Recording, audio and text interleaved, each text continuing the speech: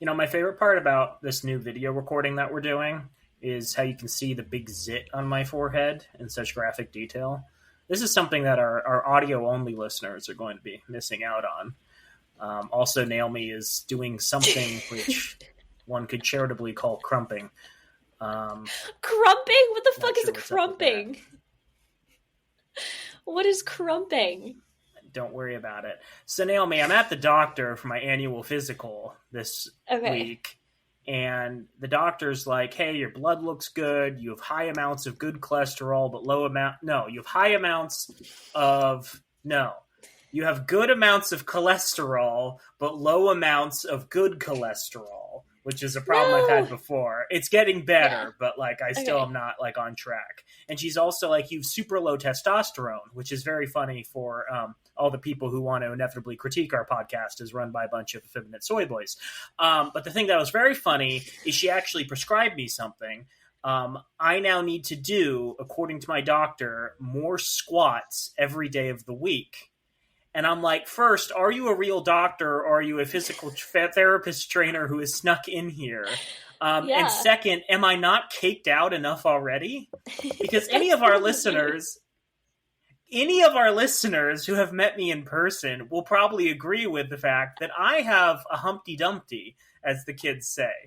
And all the king's horses and all the king's men could not compete with me in a cake-related contest. And I don't know. I don't really have an end to this story. I just thought it was funny. But my doctor's like, yeah, you need to work on your core strength, something that's going to improve your testosterone. And one of the best ways to do that is doing squats. So do more squats. Joel, when he was in high school, described his body, and he put up his palm sideways, and he said, this is my body, and this is my butt. And I've never unheard that for the rest of my life, because it's so accurate. This is going to translate well into an audio format. But for all of our Patreon listeners, they're going to get some real sick content. Yeah. Welcome back to Why Would No One Date These Guys? I'm Naomi. That's Joel. He's the one with that fat ass McGee. Over there. It's fat ass. Fat zits. Fat zits, fat ass. And a fat heart full of love. We're a dating podcast that discusses mostly one book now.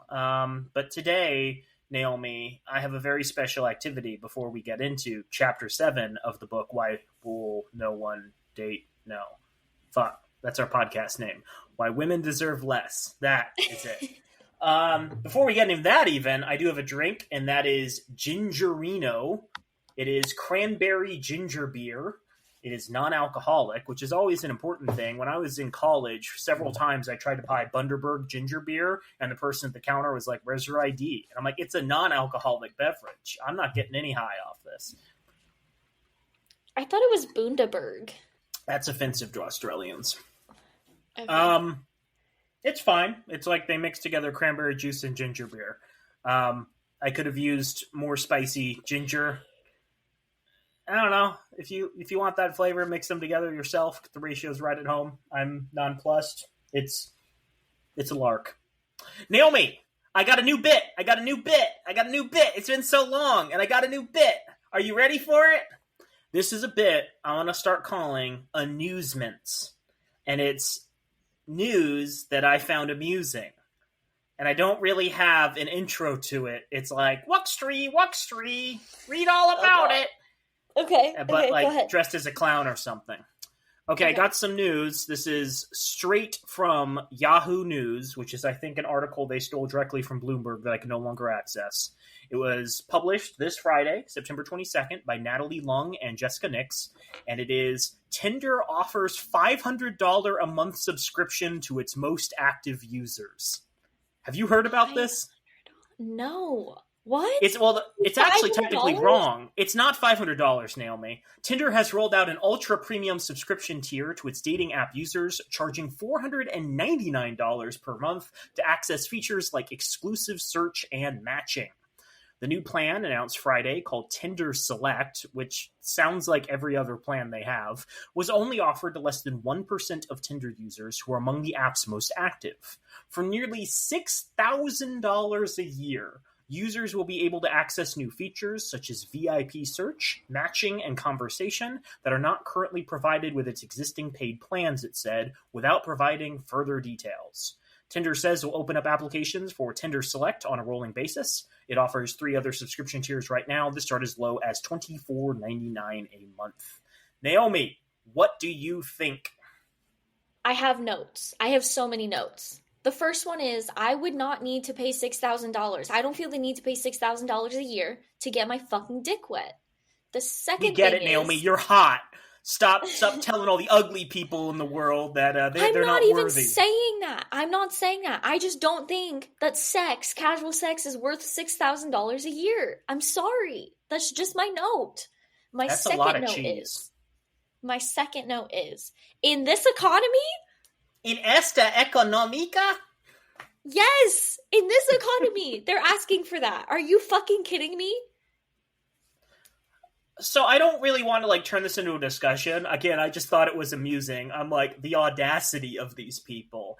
I think this is one of those things where on apps there's always going to be a set group of power users known as whales who provide the majority of the money for the app. And in this case, I think they probably have some data indicating there are some wealthy, desperate people out there.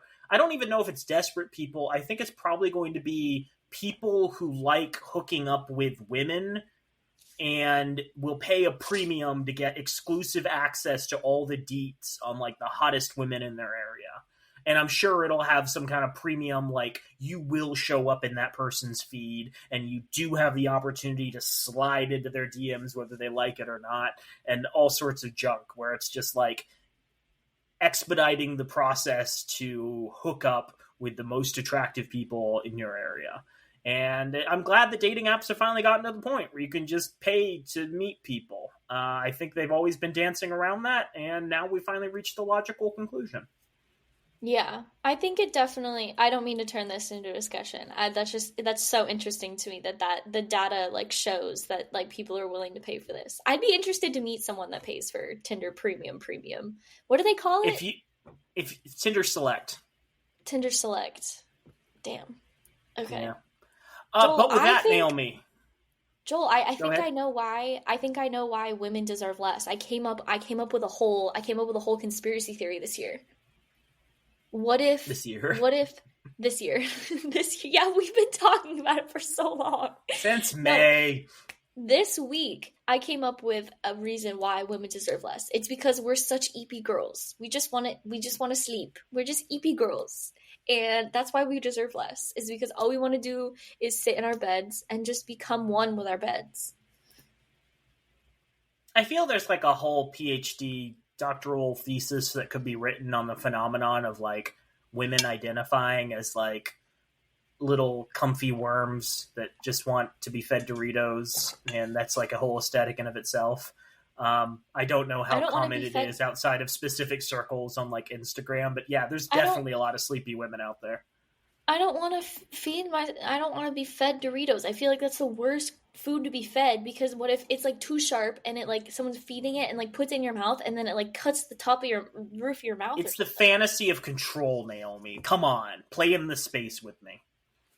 So Joel, why do women deserve less this week? Well, I'm glad you asked, Naomi. And this week we are finally getting to Chapter 7, and I swear to fucking God, Chapter 7 will be so much faster than Chapter 6. Okay. Chapter 7 is titled, You Deserve More, They Deserve Less. The subtitle would be, Aaron loses it completely and undermines most of his book, shoving in his personal values instead of trying to start wrapping things up. Ooh.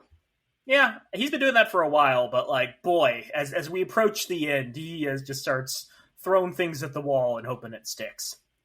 So, you ready for it? Yes, I'm ready. Cool. This book does not call for refusing to help your fellow human if she is a woman, nor does it call for refusing to work, interact, or socialize with women in society. Instead, it is to prevent you from wasting your resources on the unreciprocated romantic and sexual pursuit of women to the point it ruins your life. There's a difference between helping a woman put on a spare tire and bailing her out of student loans. Marrying her and buying her a house, only for her to divorce you, take half your shit, take all your kids, and still get alimony for the rest of her life. But while that stark contrast may be clear, men still unconsciously blow a lot of time, money, and resources to pursue women, usually at tremendous cost to their own lives. What do we think? I don't understand who hurt him. Who hurt him? Oh, we're gonna get to that. This episode even. We are gonna get to that. I don't think this is that objectionable in a vacuum. I think choosing not to focus on relationships is fine. But I can't help but wonder if Aaron leans more asexual than he would imagine. Like, I don't think snapping your fingers and being like, I'm not going to focus on women anymore is that easy. I think maybe if you like work 12-hour days and you can't think of anything but bed, this is an option, but it's still like an uphill battle for most people. Most people have the desire for like love and affection, and it seems very difficult to be like, oh yeah, the solution is just not to think about those things and focus on yourself. Yeah, a lot of men want sex. A lot of men cannot turn off that part of themselves. So this is not really useful advice for most people unless they do lean asexual and or have permanently sterilized themselves in some way. I also think the underlying philosophy here, because we're not in a vacuum, is one that breeds resentment of women. I was thinking as I read this almost of like Mike Pence, who, you know, former vice president, super cool dude, also had a policy of refusing to be alone in a room with women. And it didn't matter like who the woman was. It didn't matter, you know, what their job title was. Didn't matter how they related to him, whether they're reporting or he was reporting to them. He just wouldn't allow himself to be alone in a room with women. And allegedly it was like, oh, I respect my wife and I don't want there to be any impropriety. But it's also like, I don't professionally respect you. It's also like, I don't trust myself to be around you. It's also like, I'm going to make the careers of people in the White House more difficult because, like, I'm not willing to work with women. And so, like, I think in a similar way, even if you're not giving women your time, you're doing so because you think per this book that they're lazy, stupid, and manipulative. And I can't help but feel this might influence your interactions with women in public or private, at work or in your personal life, right? Like, if you don't want to date women, great, just really you're going to need to fight to consider finding ways to maintain some level of decorum with them. Would you agree with me on that? No, I completely agree. I think it's like, I wouldn't want to say that it's, because like in some cultures, I know that like, I think it's, I don't want to misquote this, so I'm not going to say anything. But in some cultures, they talk about like how you can't touch the opposite sex's hand, like even for a handshake or anything like that, if you're in a relationship, because it just like, you have that, you know, relationship with the opposite sex already with like your spouse, and so you don't need to have like that interaction with anybody else. So I understand that. Like I understand that. And obviously there's a lot more that goes into that culturally and religiously and stuff. But the Mike Pence thing just grosses me out because it's just like, oh, you really can't keep your hands off of anyone. Like that's disgusting. Well, again, I don't even know if it's that. Like, it could be that I'm like, taking it as that. But I think it also I'm is taking like, it as that. fundamentally a distrust of women and what they could do. Like, everyone's a Monica Lewinsky. Everyone's a female predator trying to ruin your life, ruin your perfect relationship with your wife, who I think Pence had a habit of calling mother, which is very weird. Reagan did something similar, but yeah, that's... It's strange to not call your significant other by their name and instead by like their role in the household. It's a great way to dehumanize them. Yeah. Aaron continues. Think about how much of your life was spent on the direct or indirect pursuit of women.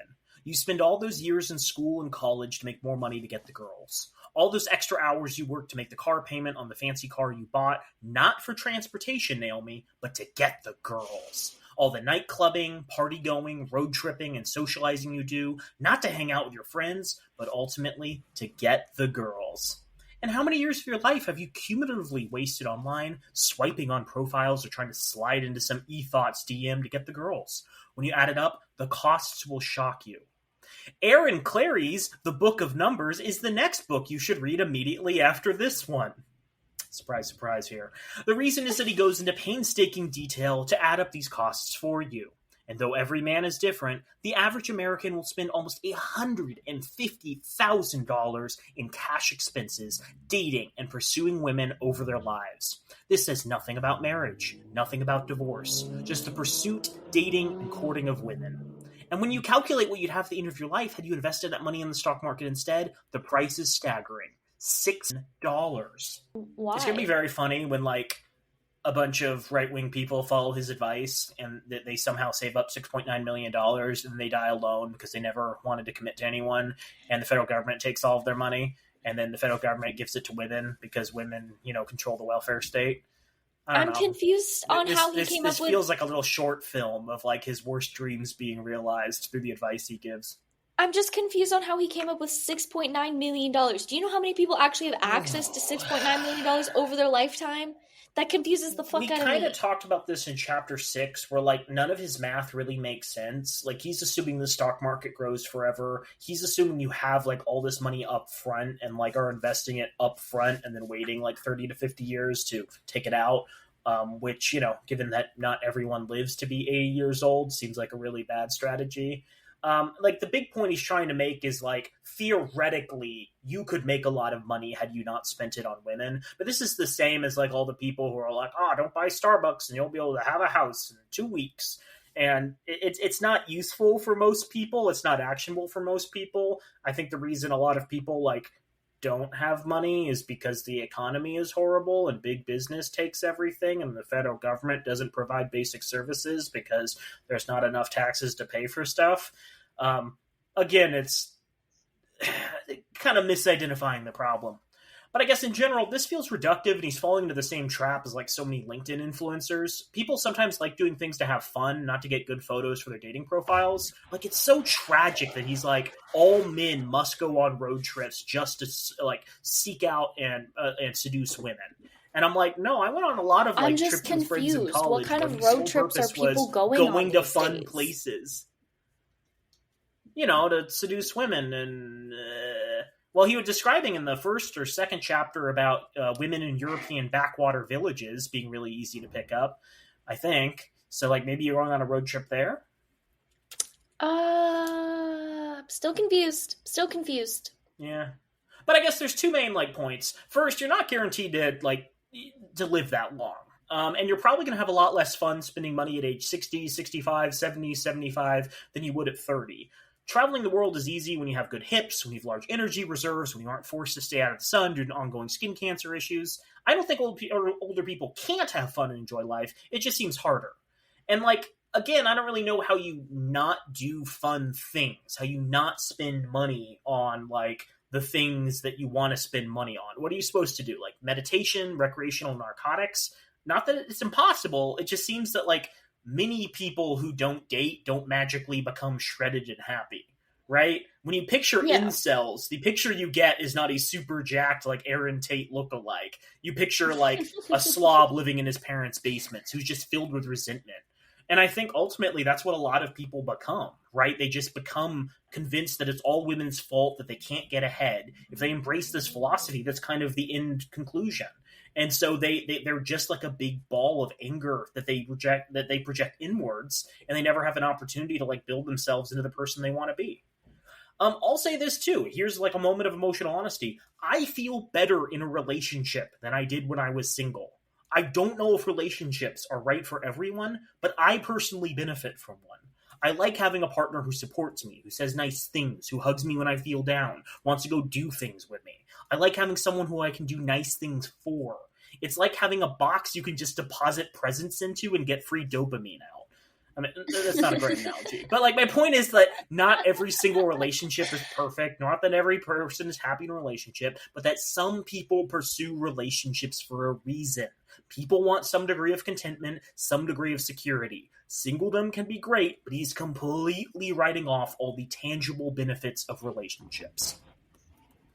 Yeah, because he's chalking it up. He's chalking it up to consumerism and this capitalistic shit show that we have going on, and he doesn't think oh, you can get emotional support out of relationships? That's wild. That's crazy.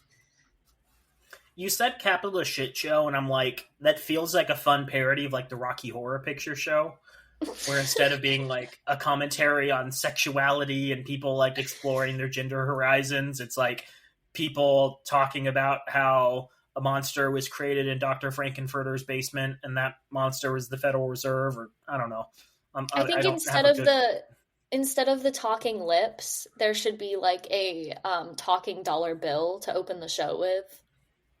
And Ayn Rand was there in silver underwear, talking about how you owe nothing to your fellow man. And Milton Friedman was there, and I got nothing. We have a Broadway That's show pretty in good the for a making. single We need to list. figure this out. It needs a third word. It's like capitalism blank horror show. The capitalism. Well, regardless, this is another great T-shirt idea we're probably going to squander, where we just steal like and plagiarize the Rocky Horror Picture Show logo. Yeah, of course. Instead of Eddie, could it be Fetty?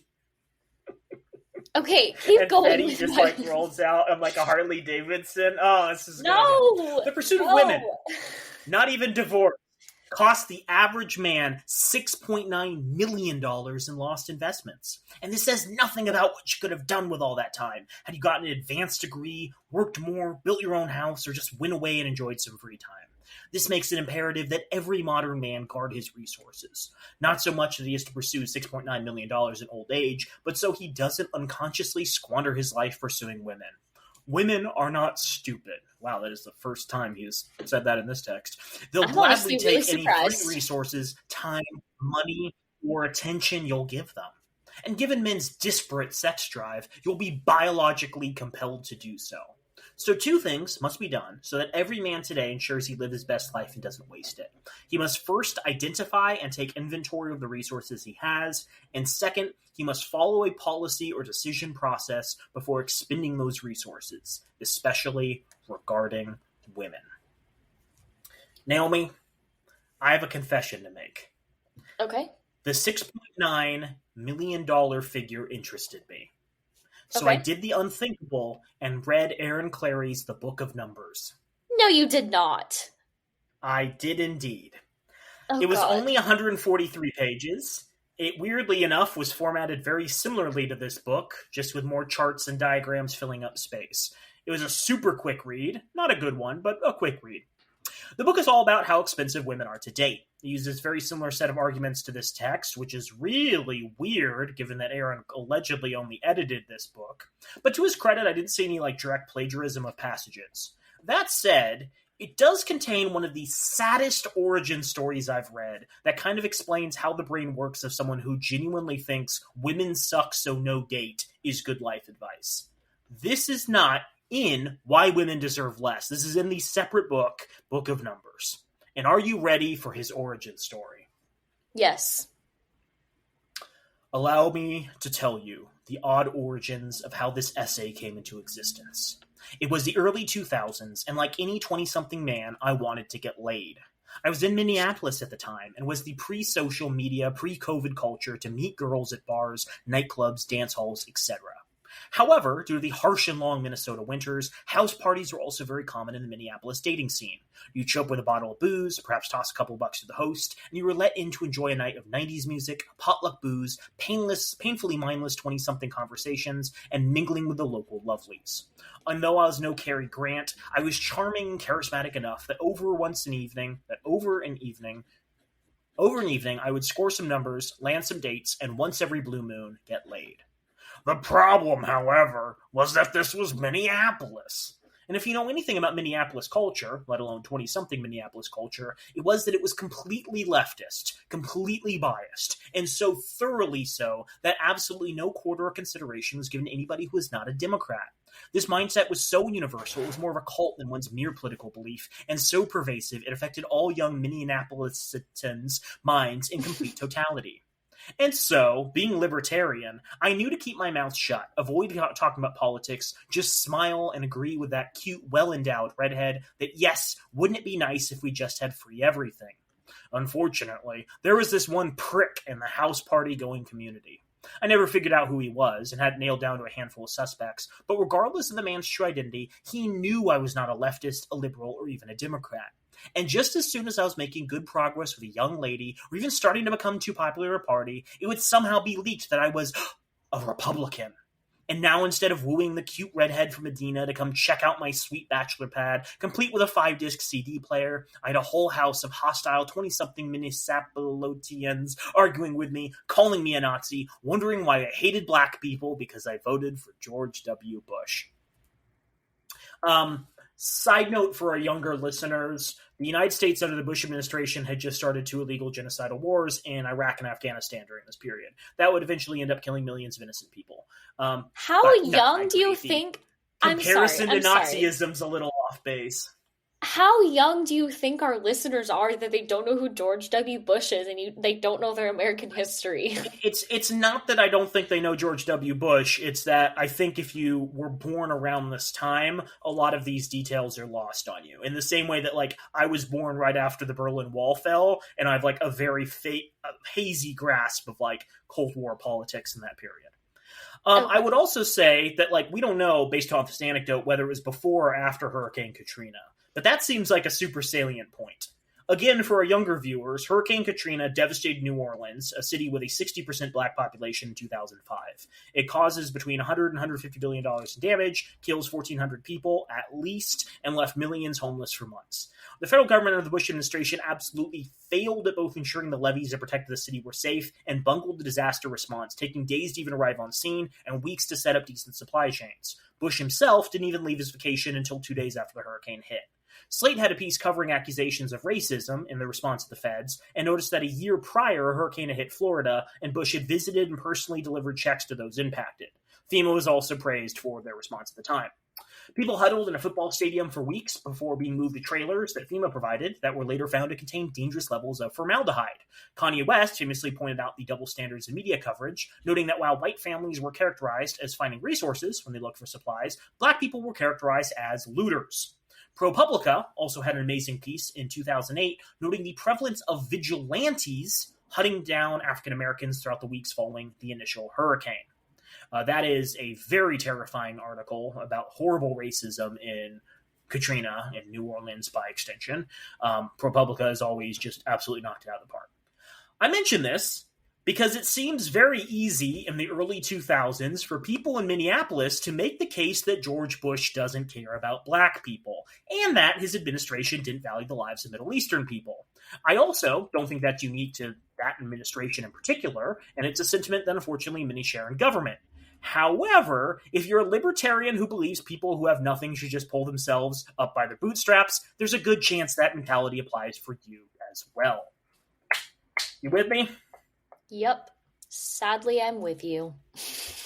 I don't want to, go too far down this rabbit hole, but, George Bush is, an absolute ghoul, an absolute fiend. And it is horrifying to me that the media keeps trying to rehabilitate him. He's just an old man who eats candy and shares it with the Obamas and paints pictures of immigrants.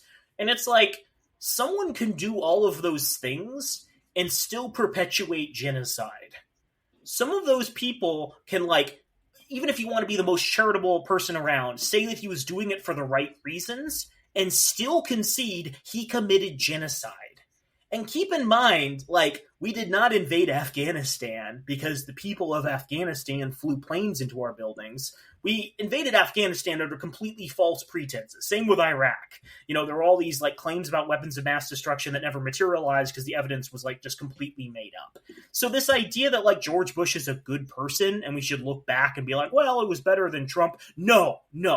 George Bush deserves to be tried for crimes against humanity. I'm not saying Trump is a good person, and unfortunately I think a lot of people who are online immediately jump to that conclusion. I'm saying that George W. Bush is one of the worst human beings to ever live in the modern era. All I'm saying is that if I were 18 years or older during the 2000 election, I would have totally voted for a man, hint, hint, Al Gore, that had an all denim outfit. If you've seen him in that all denim outfit in that photo shoot, you would have been I would have voted for him too. Naomi has one policy position that matters to her, and that is... Do you look good in denim? Okay, but tying this back. So he's going to all these house parties. He's trying to pick up women, but there's some asshole who's he's not a real leftist. He doesn't believe in free things for everyone. He must be a Nazi. And everyone's he must be a Nazi. As you can imagine, this didn't bode well for my chances to woo cute redheads back to my place. Matter of fact, things would become almost downright hostile because anybody who's a Republican is obviously for slavery, hates the Jews, and is a misogynist, in spite of me trying to explain that I was, in fact, a libertarian. Side note here, I'm not sure it's easy to make that distinction. Prominent libertarian thinkers like Ayn Rand, Ron Paul, and Rand Paul have all opposed the Civil Rights Act. Not because they're racist, of course. It's because they like property rights. That must be the case. Regardless of how baseless these accusations were, it didn't change the fact that I was a libertarian bump that would knock the party's needle off the record, the libertarian turd in the party's punch bowl. And I didn't want to be blacklisted from any future parties, so I would have to come up with some kind of contingency plan the next time I was accused of being, gasp, a Republican, even though I was, once again, a libertarian. Thankfully, I did have one trick up my sleeve, and that was I was an economist. Ugh, the sexiest profession.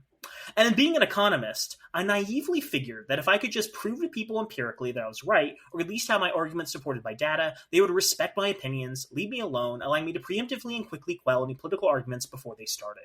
The party would continue uninterrupted. I may even score some intellectual points along the way. But most importantly, I would be able to return to my pursuit of well-endowed redheads. Jesus Christ, there is a woman somewhere in Minneapolis right now who's like, ugh, I felt like a chill in my back. Is he back? Is that person who stalked me for so long? Oh my god. And so, this being the early 2000s, I would burn some key economic statistics and charts to a CD. And should any political argument come up, I would simply put the CD into a computer, pull up the data, and poof, argument ended. Now let's get back to partying and drinking. How you feeling, Naomi? Is this a sexy solution to a problem? I don't understand. Like, it's just such a 2000s solution to the situation. Because, like, who the fuck has a CD these days? That's a good point. I mean, I don't think he's saying this anecdote to be like, oh, I was so smart and genius, and this is a solution that can apply to everyone, because he immediately backtracks it.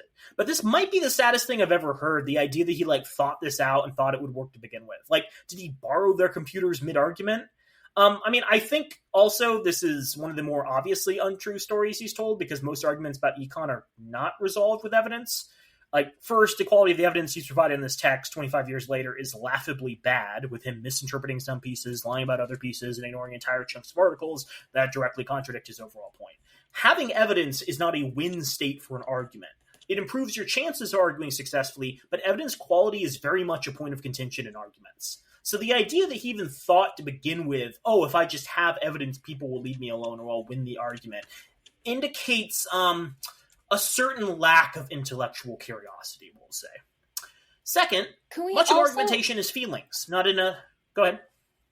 I was also just going to say, what is up with his, like, innate attraction to well-endowed redheads? Like, he didn't say, like, well-endowed women. It was specifically well-endowed redheads. I don't know why I'm so caught on that. I think there's a grain of truth, and there's some person who he never got to bang that he's, like, reminiscing upon fondly. Or he's trying to make an untrue story seem true, and so he's adding in this detail.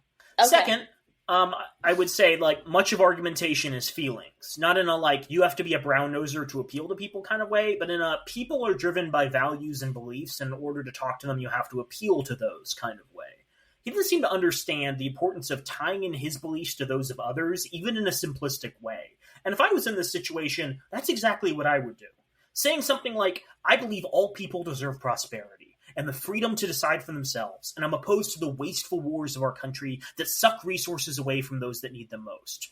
That would be a great way he could bridge the gap between his ideology of libertarianism and others. But A, maybe he just doesn't actually believe that people deserve things, and B, he doesn't want to actually engage people in conversation because he thinks they're too stupid, because he already called them, like, all stupid 20-somethings when he opened this anecdote. What I think this betrays is that I think he just simply doesn't know how to talk to people on a human level, at this age or moving forward. He doesn't even know how to set aside his ego and not discuss the importance of lowering the age of consent or whatever, like, libertarians are hyperfixating on. He couldn't even remain true to his principles and defend stuff like limited government without being overly committed to, like, calling himself a libertarian. Something that paints a sort of picture in people's minds that is rarely positive. But to him, winning is more important than being nice, than being found attractive, than being seductive, and he throws himself into this, like, weird-ass fantasy that if only he was super prepared with charts and evidence and graphs, people would respect him. He doesn't want to meet people where they are. He wants them to come to him. And you can see that bleeding out even 20-something years later in this book, Why Women Deserve Less. Because he doesn't want to approach women and meet women where they are, like intellectually, culturally right now. He's like, no, I have to be the best person, and only then they're going to come to me. I love how passionate you get about this. This is so funny. I mean, this is like me doing actual journalism, like digging into his other work. And it's really fascinating, like piecing together the like common threads of ideology. Because if you look at this book in a vacuum, you could be like, oh, well, it's just something he slapped together, didn't really think about the arguments, and they're all stupid and misogynist and whatever, he pulled out of his butt. But then you start looking at like all the other work he's done, and you're like, oh no, this is what he actually believes, and he's been writing about it for 20 plus years. But Naomi, I don't want to give you the impression that that's where the story ends. That he was like, okay, oh, I'm just going to burn a bunch of things to CDs. I do want to, like, really underline the fact he even thought this was a good idea to begin with is indicative of how, like, stupid his, like, mentality is about talking to other people. But it gets worse. Okay. So he concedes this did not go as well as first hoped. First, computers from the early 2000s took a while to fire up, throwing off the cadence and thus killing the mood of the party. I could just imagine this. He's like, I got a CD with me. Anyone have a flash drive? I can put it in and boot up their computer. And you can hear like the connecting sound. And everyone's just like awkwardly standing around as he's like, drumming the keyboard with his fingers, waiting like 10 minutes for the computer to boot up so he can show his facts and figures. Wait, you don't have Excel on your computer? But my thing is in Excel. But how do I... Okay, I'm going to have to download Microsoft Suite in order to pull up this document on your computer at a house party. Okay, so he says, first, computers took a while to boot up. Obviously, that kills the mood. Second, even though I'd cite my data, people wouldn't believe my figures anyways. But above all else, people couldn't believe some schmuck brought a CD full of economic charts and data to a house party. Although ironically, these CDs did have the intended effect of stopping political debates in their track, it had the equally bad effect of making me the party's weirdo. That was until 2004.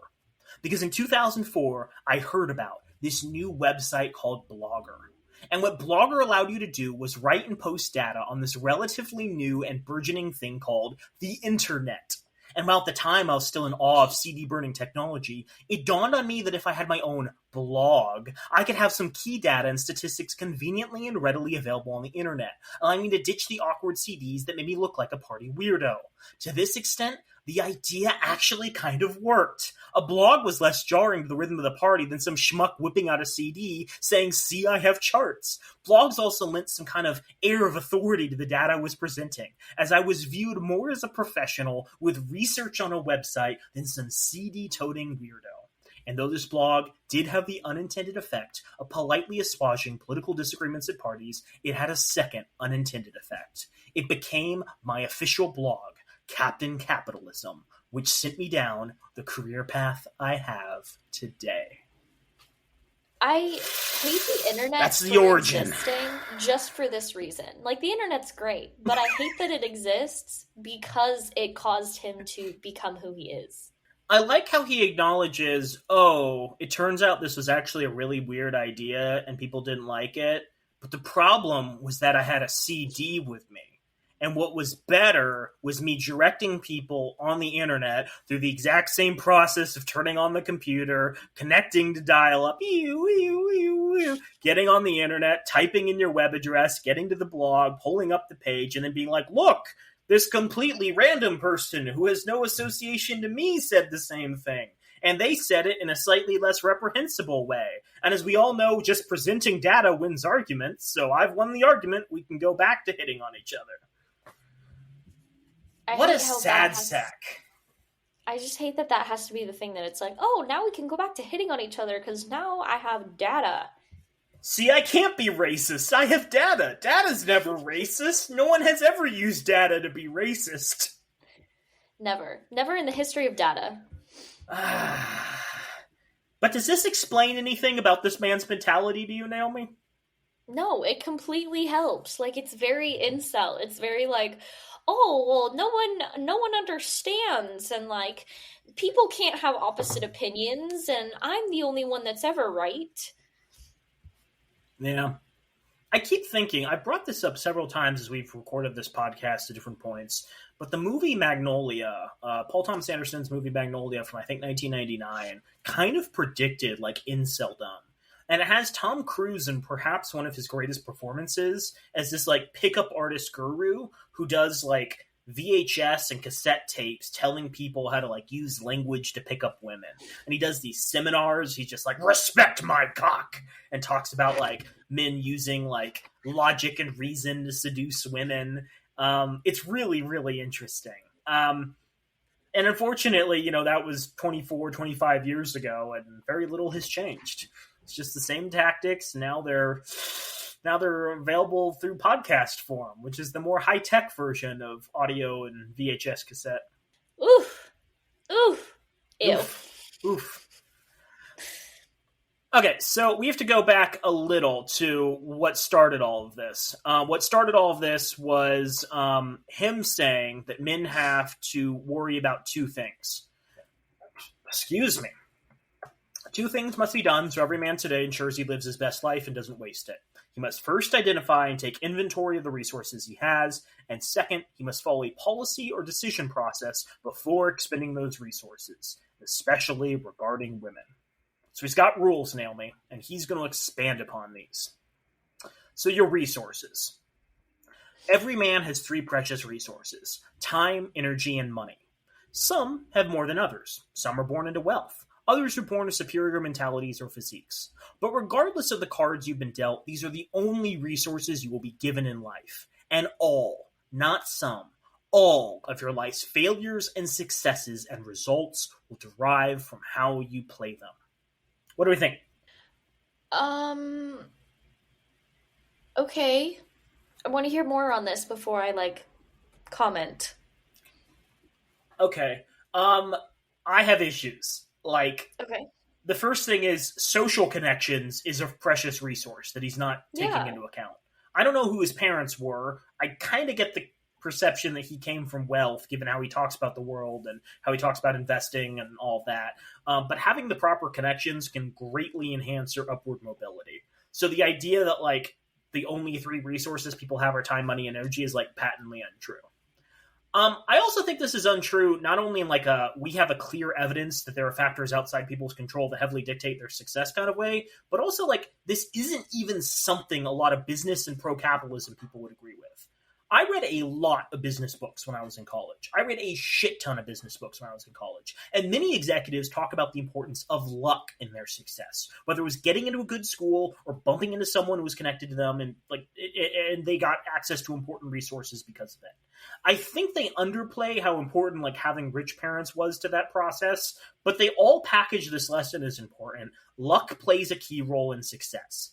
They say you have to maximize your exposure to opportunities to make your own luck, and urge people to find places where they can make connections, like going and playing golf, or to reach out to resources in the off chance that they're willing to help you out. Right? So there's actually two other things that play a key role in people's lives: social connections and luck. And even the most ardent pro-capitalism defenders are oh yeah, I got lucky. They're not oh, I was completely successful because I'm just smarter and better at things than other people. But back to the real world. Actually, some, if not all, of your life's failures, successes, and results are due to things outside of your control. And that is empirically backed. So there's an article from healthleadsusa.org titled An Analysis on How Your Zip Code Determines Your Health Outcomes in April of 2019. The article starts, did you know your zip code is the greatest predictor of how long you're expected to live? Not your blood pressure, not your cholesterol levels, not your genetics. Your zip code. In Dallas, there is an 18-year difference in life expectancy for residents living only 6 miles apart. In Louisville, the difference is 15 years. Residents of the mainly African-American West End live to 67 years on average, while their counterparts in the eastern half of Jefferson County, which is more than 70% white, have an average life expectancy of 82 years. That's both genders combined. That discrepancy of 15 to 18 years could mean whether or not you see your grandchild graduate, be it your great-grandchild's first birthday, or simply witness daily pleasures with those you love and experience life. And the crazy part, the people living in both neighborhoods could be exercising, eating, and living life the exact same way. These are examples of health inequities, systemic differences in the opportunities groups have to achieve optimal health, leading to unfair and avoidable differences in health outcomes. Health inequities exist between many groups, whether by gender, race, or age, just to name a few. One study found that graduating from college could add 5 years to life expectancy, and the Centers for Disease Control shows that babies born to master's level or higher educated middle-class black mothers are more likely to die before their first birthday than babies born to poor white mothers with less than a high school education. The United Census also has a tool through opportunityatlas.org that can show you the likely outcomes of children living in specific parts of the country. They can accurately predict the lifespan and average income of people based entirely on where you grew up, because where you live plays such an important role in what you're exposed to, whether dangers or opportunities are like things you have access to. Do you live in like a southeastern cancer alley near a bunch of chemical plants? Are you in a tornado, wildlife, earthquake zone? Do you live next to Bill Gates? Those things all play an incredibly crucial role in how you turn out in life, but Aaron doesn't think any of them should be counted. I think that this data that you brought up is very interesting, mainly because like I've just started watching the new like Teen Mom show. It's not new, but like it's new, like it's my generation's version of Teen Mom. It's called Unexpected, and they're talking about these women having to drive an hour to get to a hospital just so they can give birth. And me, I've always lived within, 15, 20 minutes of a hospital. And I'm like, oh my God, could you imagine you're giving birth and you're on your way and the baby's like popping out? Okay, unrealistic. But the baby's like, you know what I mean? Like Yeah. You're in distress for an hour before you can even seek medical attention. But I think even beyond that, it's like, yeah, you might live in a place you have access to a hospital, but based upon where you grew up, you might not have the resources to afford that hospital. Exactly. Someone who lives 15 feet away from you in a different zip code might have, a higher income and can, trust that their insurance is going to cover that pregnancy. And you might not have that same expectation based entirely on like the opportunities you had access to. So like Aaron wants to pretend that like human beings are entirely made out of clay that can be molded by their actions independent of like reality, but no, reality plays a pretty big role in how you turn out. Yeah. So he goes on and says it is critically important you identify those assets and know when you are being asked to expend them, so you know you're investing them and not wasting them. Time is all anybody has. The average man has 78 years of life on this planet, and then it's gone. It's over. And from those 78 years of life, everything else will be determined. Whether you went to school for plumbing or political science, whether you worked an extra shift or played video games, whether you went to the gym or jerked off to porn, whether you got a vasectomy or knocked up some baby mama. All of it is determined by your choices and how you spend your time. This is interesting. All of this kind of follows from what he just said, but like he contrasts getting a vasectomy or knocking up a baby mama. The implication seems to be he's endorsing vasectomies for men. That has very interesting implications, especially if he thinks we need people settling down in nuclear families. Crazy man. Crazy man. Yeah. But the biggest waste of time in a man's life is women. Not because of the time you'll waste paying off a divorce settlement or going on a date who's just using you for a free meal, though that too.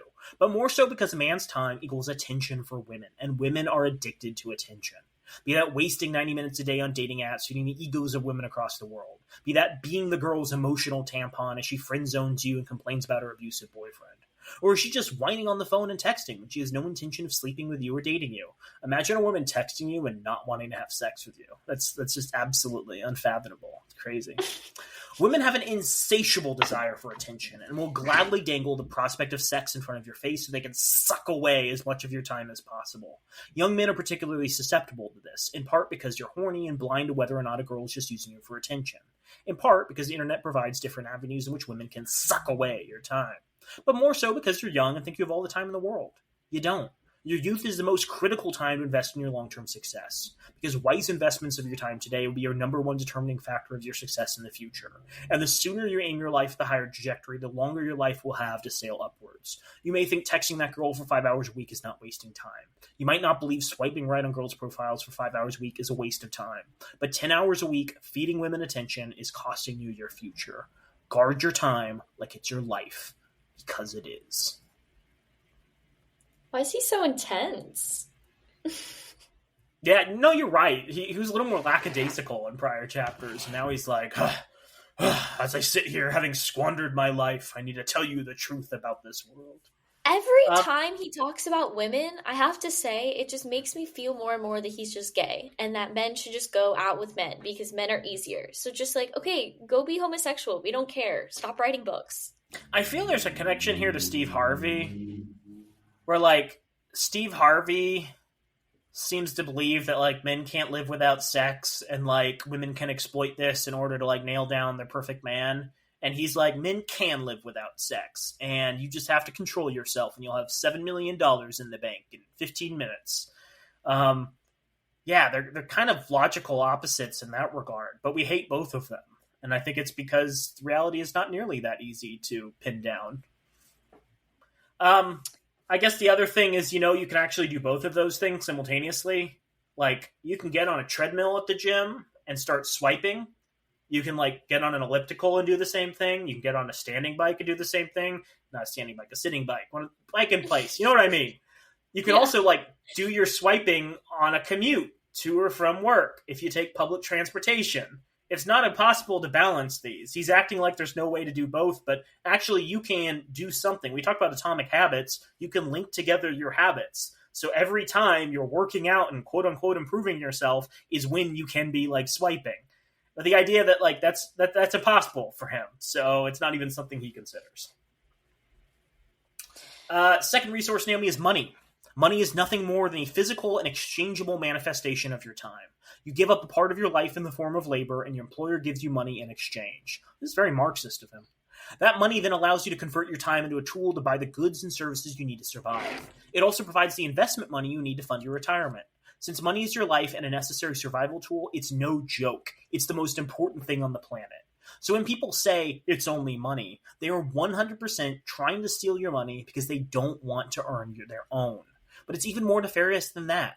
Because when people ask you to give them your money for nothing in return, they mean, I want you to be my slave for part of your life. Again, too intense. It's pretty intense. I don't remember which book of his. This might have been, it was either Book of Numbers or Bachelor Pad Economics, and unfortunately I have to concede I've read both of those. But Aaron Clarey discusses retirement in those books. And in one of those, I swear to God, he starts talking about retirement. And is like, retirement is stupid. You're saving money so that you can, like, do fun things when you're too old to enjoy stuff. Here's my retirement plan. Enough money for a single bullet. Wow. What a plan. Look at you. Yeah. So I don't know if he's changed his mind since then, but, like, he definitely at some point was like, I'm just saying, like, why save for retirement when you could just kill yourself when you get old? I mean, all the cool kids do that. And I'm also like, oh, bud, you okay, man?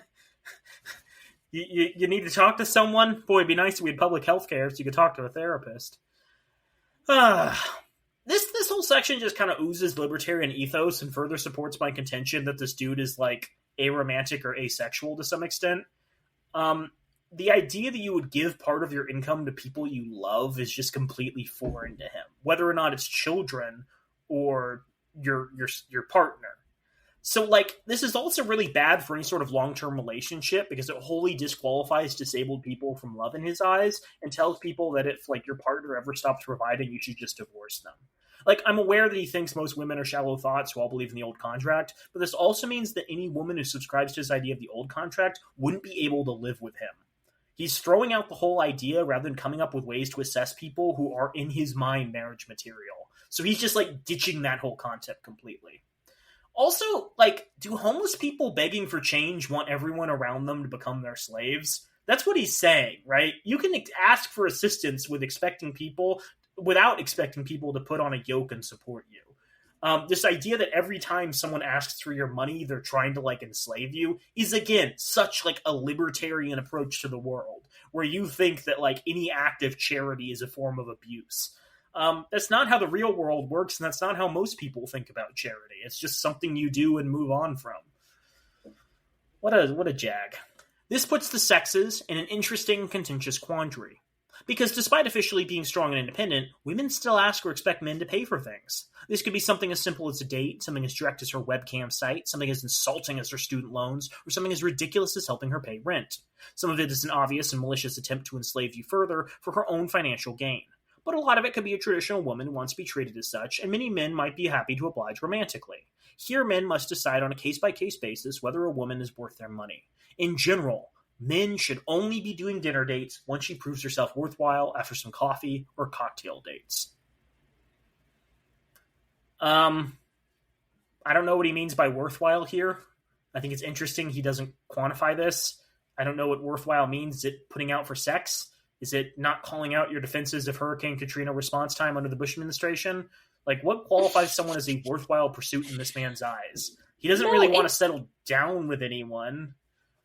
It's just weird because this entire book, he's like, women deserve less. And then suddenly it's like, oh, well, they could be worthwhile, but, like, I'm not going to tell you how they're going to be worthwhile. I'm just going to be like, they deserve less, and then move on. I am so confused also because he is saying don't ever give women resources without evaluating them, but then he doesn't give a way of evaluating them. Like, that seems to be the most important thing. Like, if he's trying to say your entire life could be wasted if you give women any resources, it becomes really important you help men understand when a woman is worthy of, like, you pursuing her. And so the fact he can't even qualify this makes this advice completely worthless. Like, already it wasn't very good, but, like, how is someone supposed to do something with this information? How is someone who is bought in wholesale to, like, what he's talking about going to use it? They can't.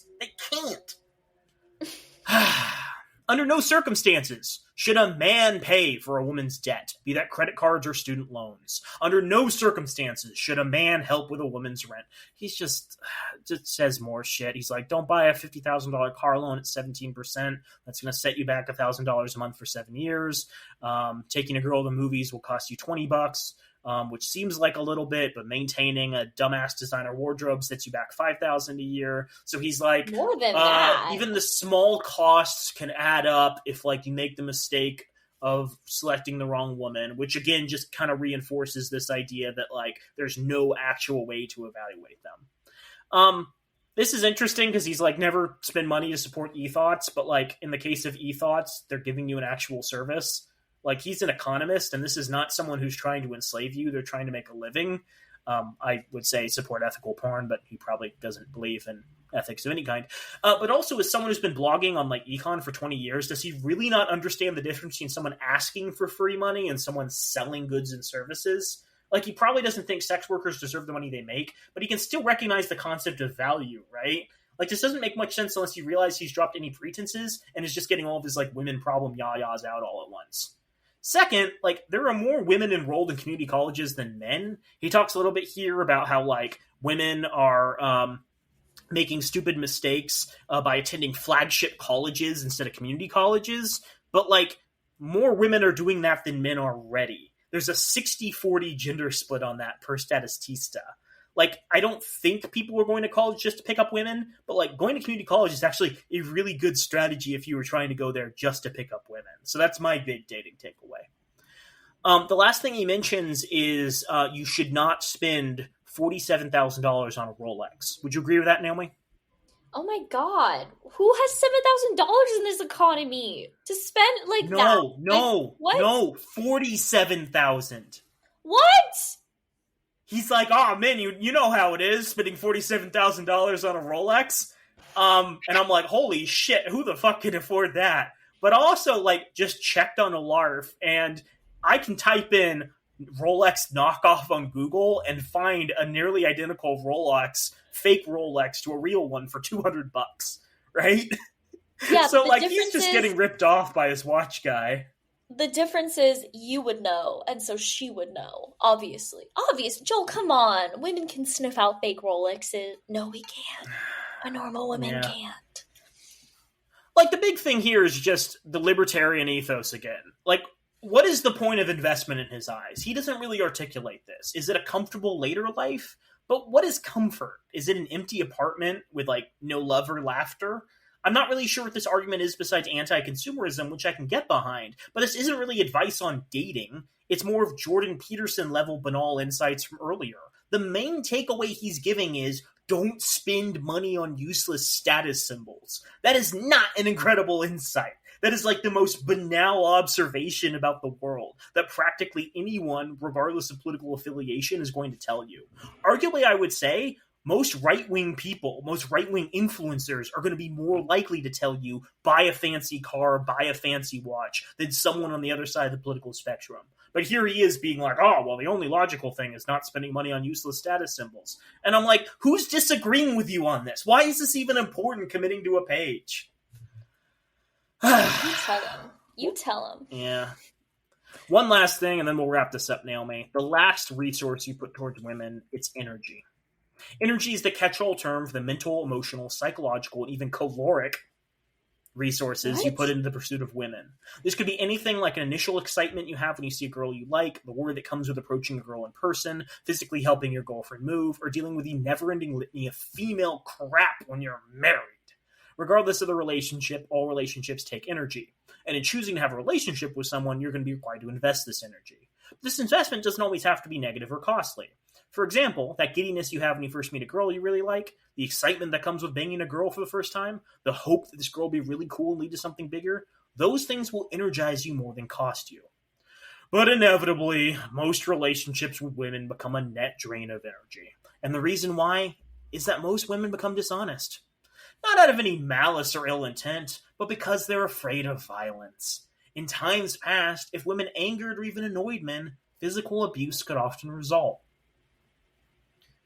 So, this is a really interesting comment, because he's really, really, really losing the plot here.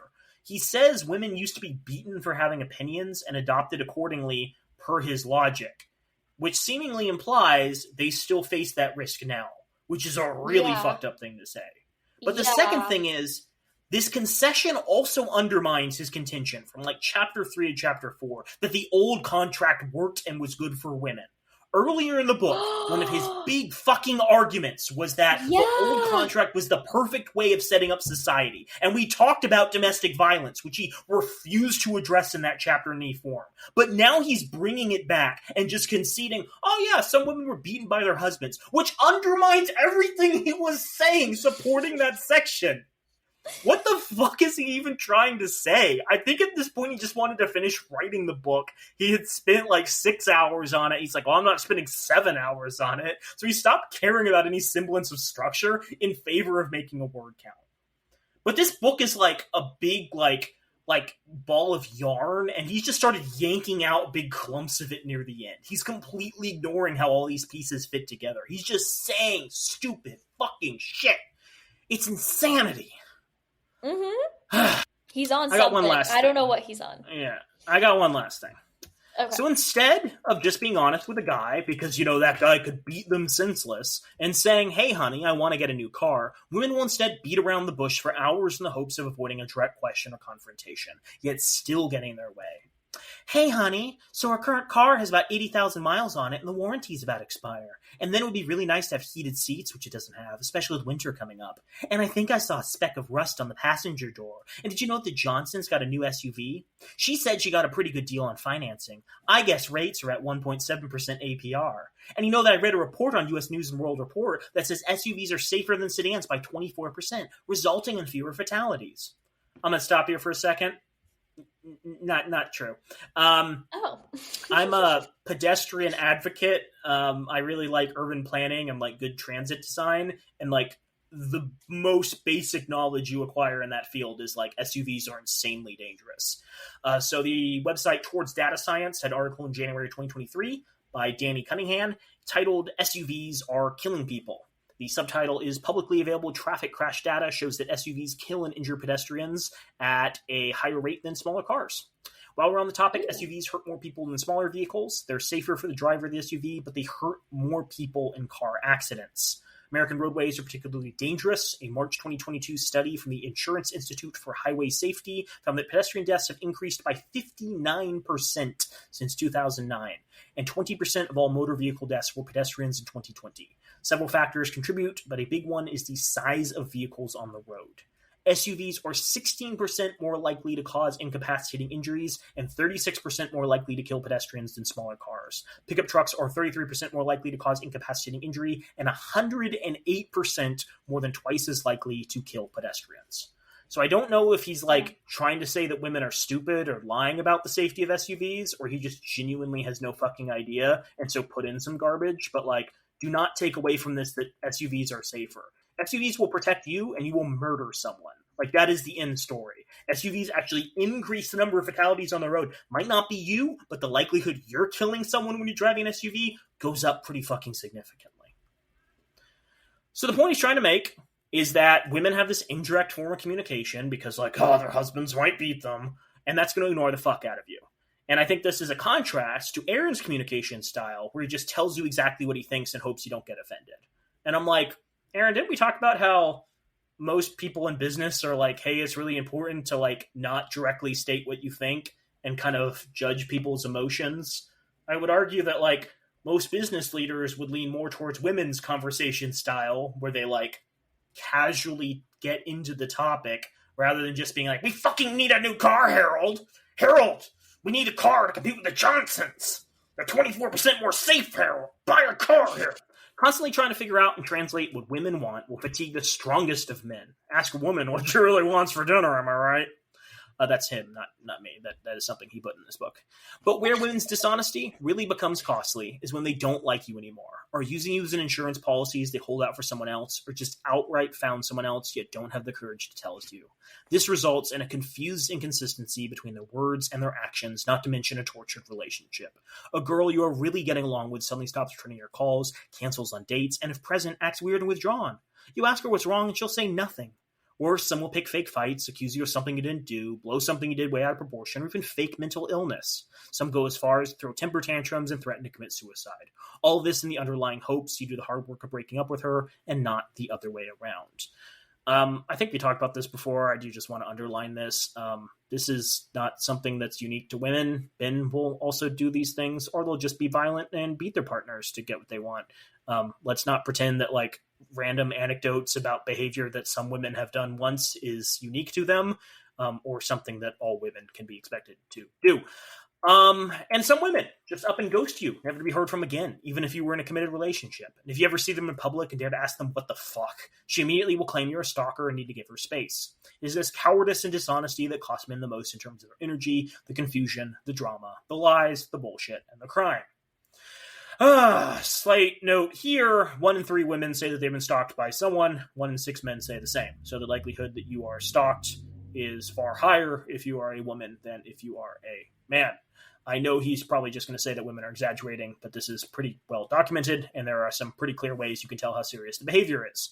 The vast majority of stalking victims are stalked by someone they know, 40% are stalked by a current or former intimate partner, 42% by an acquaintance, and 69% of females and 80% of male stalking victims were threatened with physical harm. So stalking is really serious. It happens to everyone. It is not something unique to women, and accusations about stalking might have a basis in fact. But if you ever look back at any relationship you had in your teens or 20s, the problem was that they were never what women said they were.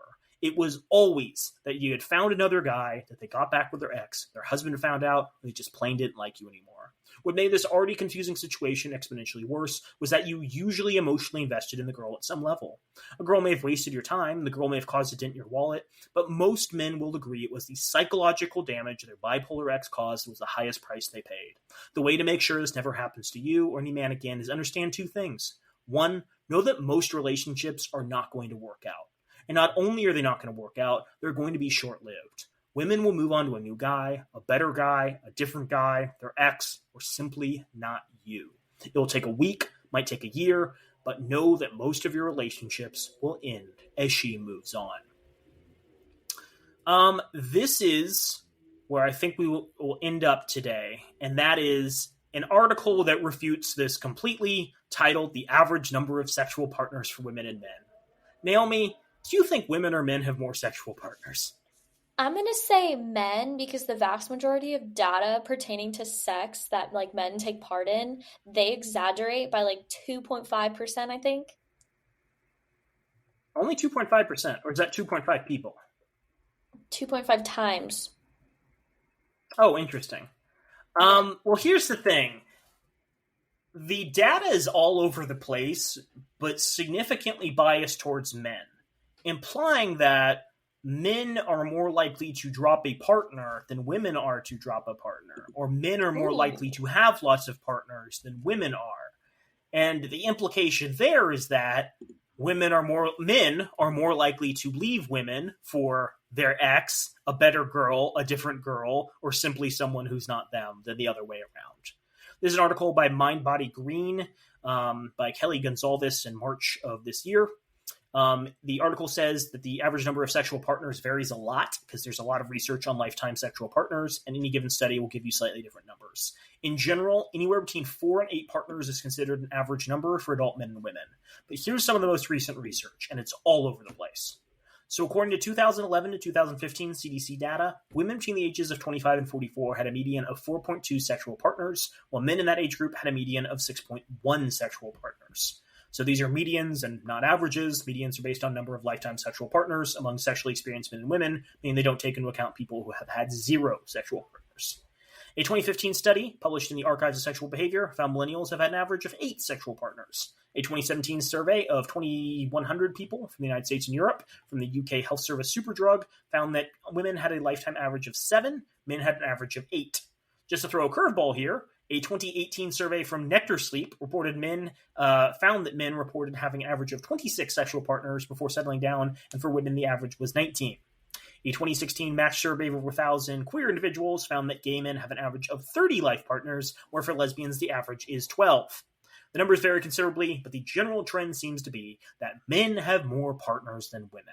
Assuming that they end up with one person at the end of it, that means men are more likely to drop women and not pursue a long-term relationship than women. If these numbers are all inaccurate, which is interesting because they're like so consistently biased in favor of men, that means the majority of men are liars and can't be trusted. Weird. Fuck them all. Fuck them all. We hate men on this podcast. Yeah, we hate men on this podcast, but also fuck all of them. I just want to say, to wrap this up, because in the wise words of Joel's fiance, we take way too long to wrap up a podcast. I hope everyone has a great week. General anecdotes. We don't think that women deserve less on this podcast. We just like to, nitty gritty. What? We like to get down to the nitty gritty of why this man deserves less. Are you pointing at me? No, I'm pointing at the general, men in general. You're pointing to Aaron Clary. Oh fuck, does he still live in Minneapolis? God, I hope not. I hope he goes after more than just redheads. I feel like redheads are just targeted now, and I would feel bad if I was a redhead. In a couple of his books, he's like, I own a motorcycle, and I travel around, and I camp, and I do all sorts of cool shit, but I do have to wonder if he just has an apartment in Minneapolis, and he's just like a 40 or 50-year-old dude who like sneaks into college parties, and is like, I run a blog called Captain Capitalism. Are your pennies dropping yet? Ew. George Bush did nothing wrong. Joel, let's wrap up this podcast. Let's wrap up this podcast because we're bad at it. We hope everyone has a great week. Thank you so much for joining us again. Subscribe to our Patreon. Also, you're not pressured to, because we acknowledge that the economy sucks right now. So be completely aware of that. If you like can't and give us any which all of our money goes towards donations. Right now, I think we are still giving to trans rights organizations. Correct me if I'm wrong here, Joel. I think you would tell me if that had changed. But if you can't give us any money, please go give us a good rating on our Spotify, our Apple Music, our, everywhere where podcasts are streamed. Give us a good rating. We'd really appreciate it. Thank you so much for joining us. Have a great week.